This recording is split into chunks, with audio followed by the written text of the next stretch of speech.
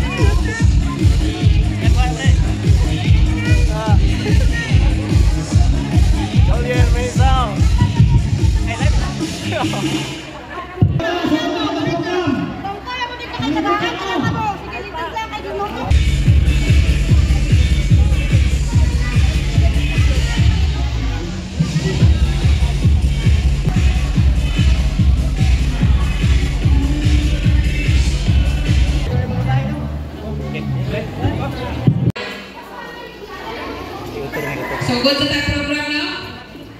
Asa na ba si Tatay nila?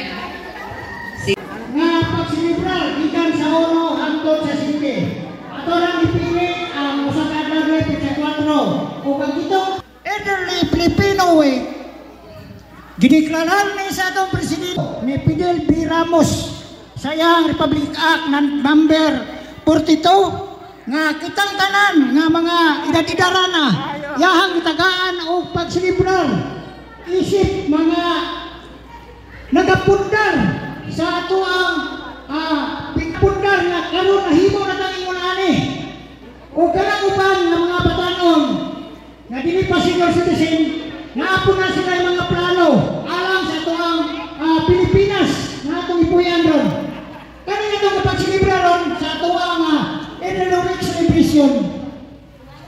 Gitagaag pili o amo na gideklarar nga economic celebration. Mao na niron ang pagselebrar nato mga senior citizen.